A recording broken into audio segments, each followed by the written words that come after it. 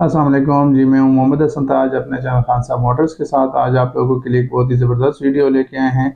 आज इस वीडियो में आपको बताएंगे कि अगर आप होंडा सिविक यूज़ में लेना चाह रहे हैं बैंक से, तो क्या उसकी डाउन पेमेंट बनती है, क्या उसकी इंस्टॉलमेंट बनती है। और सबसे मेन इंपॉर्टेंट आज हम आपको बताएंगे कि आप होंडा सिविक अगर बैंक से लेते हैं तो ज़ाहिर हर कस्टमर का यही सवाल होता है कि भाई ये कितनी महंगी पड़ती है। तो आज हम आपको वो भी बताएंगे कि आप किस तरीके से बैंक से होंडा सिविक गाड़ी लें ताकि आपको कम से कम महंगी पड़े, और कैसे आप उसको यानी किस तरीके से यूज़ करें ताकि आपको यानी जो प्रॉफिट है 3 साल वाला वो 1 साल में कितना होगा, 2 में कितना होगा, 3 में कितना होगा, और कैसे आप एज सुन एज पॉसिबल इसको क्लियर करवा सकते हैं। तो ये सारी चीज़ें आज इंशाल्लाह इस वीडियो में आपसे डिस्कस करेंगे। आपसे काइंडली रिक्वेस्ट है कि अगर आप चैनल पर नए हैं और आपने अभी तक हमारा चैनल सब्सक्राइब नहीं किया तो काइंडली चैनल को सब्सक्राइब करें और बेल का आइकॉन भी लाजमी प्रेस करें ताकि जो भी हमारी नेक्स्ट आने वाली वीडियो उसका नोटिफिकेशन आपको मिलता रहे। अच्छा जी, सबसे पहले तो मैं आपको बता दूं, यूज़ गाड़ियों में आप 2016 मॉडल तक गाड़ी हमसे फाइनेंस कर सकते हैं, यानी 2016, 17, 18, 19। 2016 से पुरानी गाड़ी नहीं होगी, इस्लामाबाद नंबर हो तो वो हम आपको फाइनेंस कर सकते हैं। वैसे हर सिटी के लिहाज से अगर आप लाहौर में तो लाहौर नंबर हो जाएगी, अगर आप कराची से हैं तो कराची नंबर हो सकती है, अगर आप मुल्तान या फैसलाबाद से तो वहाँ की सिटी के हिसाब से वो गाड़ी आपको फाइनेंस हो सकती है। अगर इस्लामाबाद में तो इस्लामाबाद नंबर होनी चाहिए और 2017 से पुरानी ना हो तो वो गाड़ी आपको लीज हो सकती है। दूसरी बात ये कि ज़्यादातर लोग पूछते हैं इंपोर्टेड गाड़ी का, तो इस टाइम पे इंपोर्टेड गाड़ी नहीं हो सकती क्योंकि इंपोर्टेड गाड़ियाँ स्टेट बैंक की तरफ से बैन है। स्टेट बैंक की तरफ से जो बंद हो तो वो कोई भी बैंक इस टाइम इंस्टॉलमेंट पे नहीं दे सकता है इंपोर्टेड गाड़ी कोई भी, चाहे वो 0 मीटर हो, चाहे वो यूज्ड हो, चाहे वो पहले से पाकिस्तान में हो। लेकिन इंपोर्टेड गाड़ी कोई भी होगी वो इंस्टॉलमेंट पे बैंक इस टाइम पे नहीं दे सकता। इसके अलावा अगर आप 1000 सीसी से कम गाड़ी लेते हैं, यानी अगर छोटी गाड़ी है मेरान, ऑल्टो या कल्टस या वैगनार, पिकांटो वगैरह, ये 1000 सीसी तक की रेंज में गाड़ियाँ हैं, तो ये आप 5 साल के लिए भी लीज कर सकते हैं, यानी 5 साल के लिए इंस्टॉलमेंट पे ले सकते हैं। लेकिन अगर आप 1000 सीसी से ऊपर की कैटेगरी में आते हैं, यानी होंडा सिटी या टोयोटा यारिस, GLI, अल्टस या होंडा सिविक, होंडा सिटी, जो भी है, यानी 1000 सीसी से ऊपर की जो भी गाड़ियाँ हैं या बड़ी किया स्पोर्टेज वगैरह जो भी लोकल गाड़ियाँ हैं, तो वो सिर्फ आप 3 साल के लिए फाइनेंस कर सकते हैं। अब ज़्यादातर लोग अक्सर पूछते हैं कि भाई इसको हम अगर 5 साल पे ले जाएं तो 1000 सीसी से ऊपर की जो भी गाड़ी है वो 5 साल के लिए अभी फाइनेंस नहीं हो सकती है। पॉलिसी चेंज हो गई हुई है स्टेट बैंक की, अभी वो 3 साल के लिए सिर्फ आप इसको फाइनेंस कर सकते हैं। इसके अलावा मिनिमम जो डाउन पेमेंट इस टाइम पे है बेंचमार्क वो 30% है, यानी जो भी गाड़ी है चाहे वो 1000 सीसी है, चाहे 1000 सीसी से ऊपर है, चाहे छोटी गाड़ी है, चाहे बड़ी गाड़ी है, वो 30% उसका मिनिमम डाउन पेमेंट है।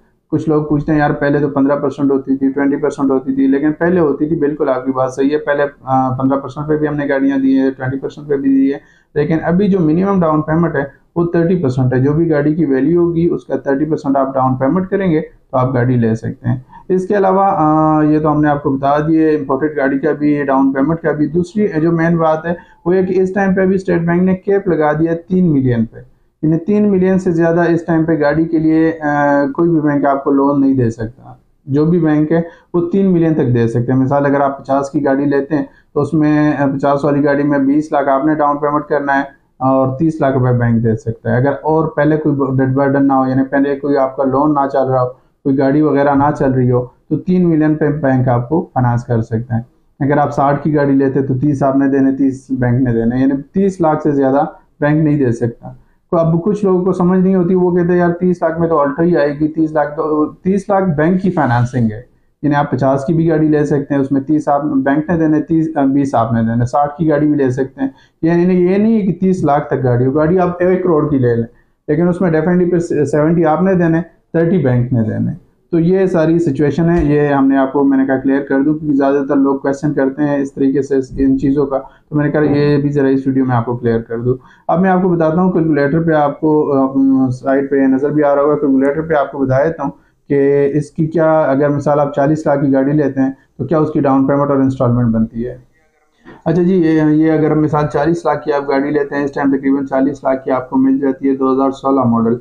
अगर 2016 मॉडल जो रिबर्थ है, रिबर्थ अगर आप 40 लाख की रेंज में लेते हैं तो उसमें आपको डाउन पेमेंट करना पड़ेगा 12,90,000 रुपया। 12,90,000 इसकी डाउन पेमेंट होगी, इसमें insurance, tracker, bank processing fee आपका शामिल होगा। इसके अलावा जो इंस्टॉलमेंट आपकी बनेगी वो बनेगी जी, क्योंकि 3 साल से ज़्यादा हम इसको कर नहीं सकते, मैंने आपको बताया 1000 सीसी से ऊपर की जो भी गाड़ी वो सिर्फ 3 साल के लिए फाइनेंस हो सकती है। तो जो 40 लाख वाली गाड़ी है उसमें डाउन पेमेंट आपको करना पड़ेगा 12,90,000, 30%। और इसके अलावा इसकी इंस्टॉलमेंट बनेगी 1,19,000 पहले 2 साल और आखिरी साल होगी 1,14,000। ये जी 40 लाख वाली गाड़ी का। अब अगर गाड़ी आप ले लेते हैं मिसाल 45 लाख में, अच्छा जी अगर हम 45 लाख की गाड़ी लेते हैं मिसाल, तो 45 लाख में फिर डाउन पेमेंट आपको थोड़ा सा बढ़ाना पड़ेगा, क्योंकि 3 मिलियन से आपकी फाइनेंसिंग क्रॉस हो रही है। तो 3 मिलियन से ज़्यादा तो बैंक कोई भी आपको फाइनेंसिंग नहीं कर सकता। तो इसकी डाउन पेमेंट हम इसको कर लेते हैं तकरीबन 35%। 35% अगर हम कर ले तो आपकी फाइनेंसिंग बनती है 29,25,000। तो अगर 45 लाख की गाड़ी आप लेते हैं तो उसमें डाउन पेमेंट आपको करना पड़ेगा 16,72,000 रुपया। इसके अलावा ये इंस्टॉलमेंट आपकी होगी 1,25,000 होगी पहले साल, दूसरे साल होगी 1,24,000 और आखिरी साल होगी 1,19,000 रुपया। ये अगर आप 45 लाख की गाड़ी लेते हैं, 45 लाख में आप चाहे रिबर्थ ले लें, चाहे एक्स सिविक ले लें 17-18 मॉडल, जो भी इस रेंज में आपको मिलती है उसकी कैलकुलेशन यही होनी है। अब अगर आप गाड़ी ले लेते हैं मिसाल 50 लाख की, तो 50 लाख वाली गाड़ी में 50 लाख वाली गाड़ी में ज़ाहिर है जो फाइनेंसिंग है वो आपकी तकरीबन 3 मिलियन हमने देना है और आपकी जो डाउन पेमेंट हो जाएगी वो तकरीबन 20 लाख सीधे सीधे बनती है। लेकिन 20 लाख इसके अलावा आपने ट्रैकर इंश्योरेंस की भी अमाउंट देनी है। तो अगर आप 40% डाउन पेमेंट करते हैं तो आपकी डाउन पेमेंट बन जाएगी जी, ये 50 लाख,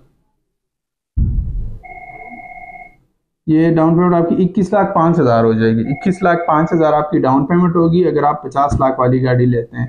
इसके अलावा इंस्टॉलमेंट आपकी होगी पहले 2 साल 1,28,000 रुपया और आखिरी साल होगी 1,23,000 रुपया। ये 50 लाख वाली गाड़ी की डिटेल है। अगर आप 50 लाख में कोई भी गाड़ी लेते हैं बैंक से, चाहे ग्रैंडे लें, चाहे सिविक लें, चाहे इसके अलावा स्पोर्टेज ले लें, टुक्सन ले लें, लेंट्रा ले लें, जिस गाड़ी में भी आप 3 मिलियन की फाइनेंसिंग लेते हैं, क्योंकि 3 मिलियन से ज़्यादा तो कोई बैंक दे नहीं सकता, तो उसमें डाउन पेमेंट आपको ज़ाहिर उस हिसाब से करनी है। अगर 50 लाख की है तो 21,05,000 आपने डाउन पेमेंट करना है और 3 मिलियन पे आपकी इंस्टॉलमेंट होगी पहले 2 साल 1,28,000 रुपया और आखिरी साल होगी 1,23,000 रुपया।